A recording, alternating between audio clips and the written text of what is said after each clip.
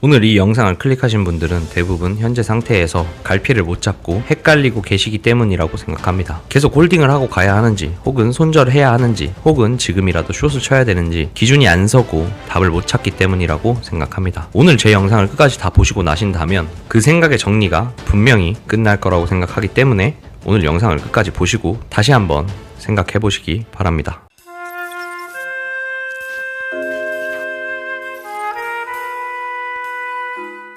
안녕하세요, 악입니다. 자, 오늘 2026년 2월 13일 비트코인 시황에 대해서 말씀드려보도록 하겠습니다. 많이 헷갈리시죠? 저 역시도 헷갈리는 무빙이 나왔다고 생각합니다. 하지만 헷갈리는 무빙이 나왔다고 해서 제 매매가 흔들렸느냐라고 하면 흔들리지 않았습니다. 그 이유에 대해서 오늘 영상으로 정리해보도록 하겠습니다.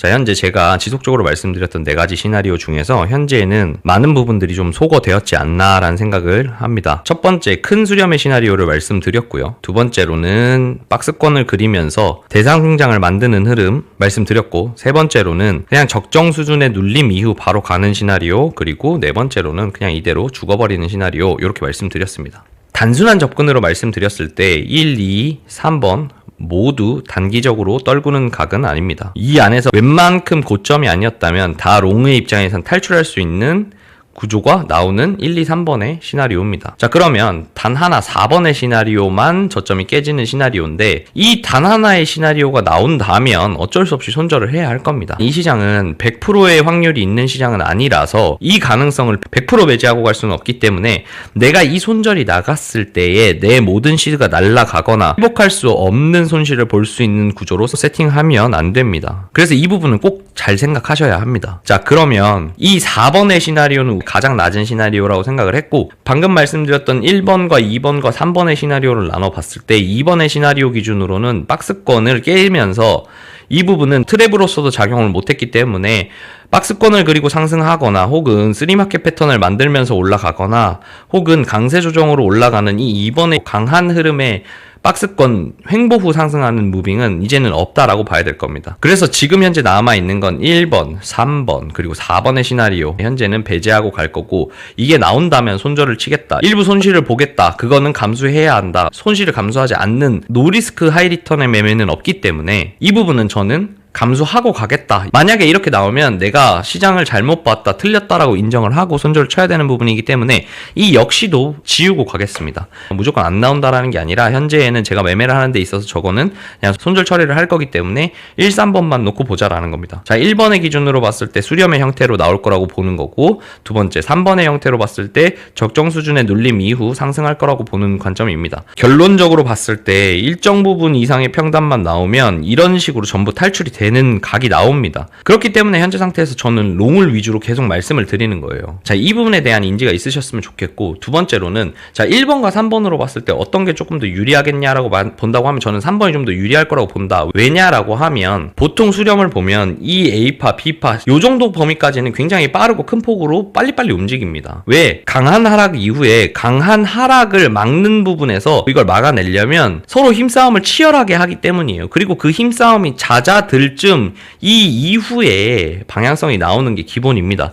그래서 수렴의 A파, B파는 굉장히 크고 빠르게 움직이는 게 비교적 많이 나오는 케이스예요. 그런 경우로 봤을 때는 A파는 굉장히 빠르고 강하게 나왔다고 볼 수 있습니다. 그런데 B파가 굉장히 느리게 나오고 있다고 생각해요. 저는 B파는 진짜 빠르게 빠졌어야 한다고 생각을 하는데 그 부분이 좀 시간이 많이 끌리고 있다는 생각이 들어요. 그렇기 때문에 저는 이 부분에서 3번의 가능성이 좀 더 높다고 판단을 하는 거고, 만약에 이 우선순위로 두고 있는 1, 3번 중에서도 제가 원래 갖고 있었던 평단은 충분히 탈출할 수 있는 평단이라고 생각했기 때문에 이 1, 3번을 주력으로 매매를 하려고 했던 겁니다. 그래서 만약에 이게 수렴으로 나온다라는 판단이 쓰고 이후에서 어느 자리에서든 반등을 나왔을 때 주요 자리들을 넘기지 못하고 계속 저항을 받는다든지 이런 식으로 나온다면 저는 롱 익절을 하고, 추세가 생겼을 때 이 추세를 이탈하거나 이 추세를 돌파해내는 경우에 다시 한번 롱을 잡더라도 리스크 관리를 뭐 반익을 하든 아니면 여기에서 재진입을 하든 이런 식으로 운영을 해야 되는 게 기본적으로 1번에 대한 대응이고,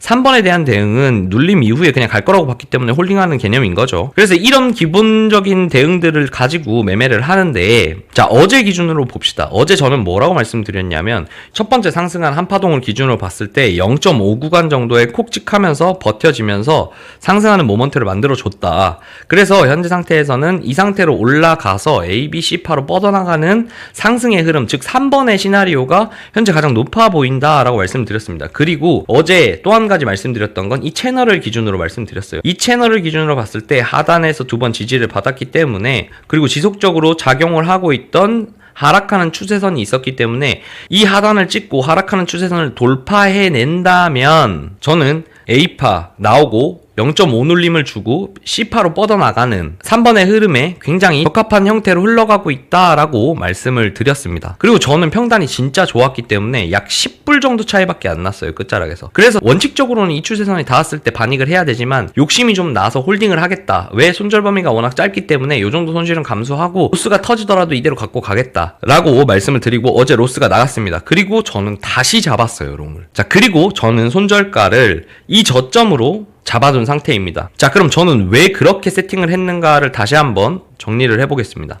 자, 첫 번째, 채널을 기준으로 위에 이렇게 형성된 삐죽 튀어나온 부분은 트랩으로 발생된 부분이라고 생각을 했었습니다. 보통 트랩을 만들면 반대방향 채널 끝까지 가거나 혹은 빠르고 강하게 이 채널을 이탈해버리는 게 일반적입니다. 그런데 트랩을 주고도 채널 끝까지나 혹은 빠르게 이탈하지 못했기 때문에 여기에서 받쳐주는 모습을 보고 저는 여기에서 롱 진입을 했어요. 이게 트랩을 주기는 했지만 결국은 끝까지 가지 못했다는 건 그만큼의 매도세가 잘 나오지 못하고 있다라는 생각이 첫 번째 들었기 때문에 우선 여기서 롱 진입을 했습니다. 그리고 두 번째, 만약에 이게 제 생각에는 1번 시나리오로 갈 거라면 618이나 786 정도까지도 빠질 수 있다라고 생각해요. 그러면 이런 식으로 빠질 때에 다음 파동이 올라올 때 내가 지금 잡은 평단은 탈출이 될 평단이냐라고 했을 때 탈출이 가능한 평단이라고 생각했습니다. 올라와서 저항을 받을 수 있는 구간이라고 생각하면 요 정도가 될 거예요. 지지 저항 기준으로 봤을 때. 이렇게 올라오게 된다면 제 평단 위에서 생성되기 때문에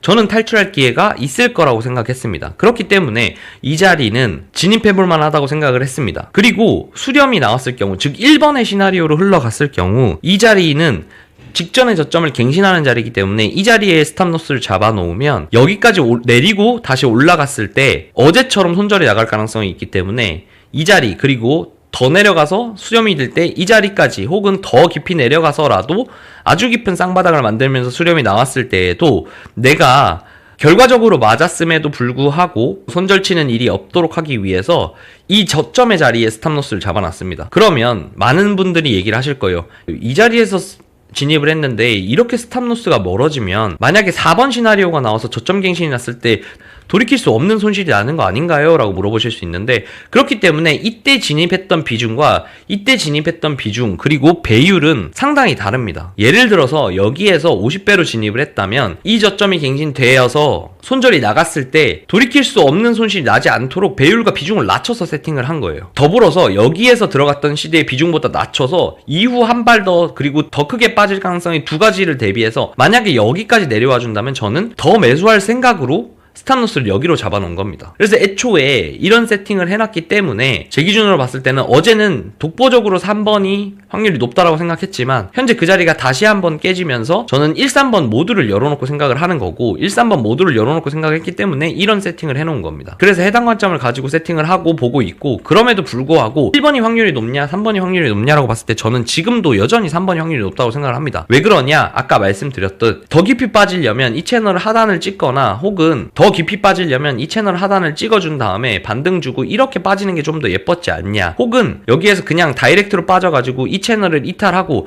이 채널 이탈 후 리테스트 한 다음에 빠지는 게 맞지 않냐 싶은데, 지금 상태에서는 여기에서 바닥을 깔아줬다라는 것에서 저는 3번이 여전히 유리하고 빼꼼하고 나왔지만 일봉상 기준으로는 말아 올려주면서 이 0.5 구간의 되돌림 자리를 지켜냈다라는 것에서 저는 비교적 어제보다는 확률이 줄었다고 하더라도 1번보다는 3번의 확률이 더 높다라고 생각하고 있는 입장입니다. 그래서 관점을 유지할 생각입니다. 조금의 세팅 변경은 있었지만 그럼에도 불구하고 현재 상태에서는 3번의 시나리오가 좀 더 높다라고 판단한다 라는 부분들을 생각해 주시면 좋겠고, 더불어서 현재 상태에서 이렇게 채널이 유지되고 있는 상태로 봤을 때 지금 올라와서 물론 힘이 좋진 않지만 다시 한번 비비다가 한 번 더 내려온들 이 저점이 안 깨지고 말아 올려서 중단 같은 데서 저항을 받아서 말아 올리면서 이 채널을 다시 한 번 더 힘있게 뚫어준다면 저는 3번의 시나리오로 결과적으로 한 번의 트랩, 위에 트랩과 아래 트랩을 주면서 만들어낸 3번의 흐름이라고 본다, 정리해볼 수 있겠습니다. 그렇기 때문에 저는 현재 관점 1, 3번의 관점은 변화가 없다, 그리고 3번에 조금 더 높은 확률을 주고 싶다, 이렇게 정리를 해볼 수 있겠습니다. 자, 이렇게 관점 영상을 마무리를 하면서 제가 오늘 서두에 말씀드렸던 것처럼 지금 어제의 저점이 깨지면서 굉장히 많은 분들이 혼란스러울 거라고 생각을 합니다. 자, 그런데 저는 그 혼란스러움이 오늘 영상을 보시면서 많은 생각을 하도록 만들어 드렸을 거고, 그 많은 생각으로 인해서 분명히 본인이 매매할 방향성에 대한 정리가 끝나셨으리라 생각을 합니다. 부디 오늘 제 영상을 보고 여러 가지 생각을 통해서 본인 매매에 도움이 되셨기를 바라면서 오늘 영상 마무리해보도록 하겠습니다. 오늘 시작으로 설 연휴가 진행되는데요. 즐거운 주말 보내시고 행복한 설날 되시기 바랍니다. 오늘도 영상 끝까지 시청해주셔서 감사하고 항상 구독, 좋아요, 알림 설정, 그리고 댓글로 응원해주신 분들께 너무너무 감사하다는 말씀 전합니다.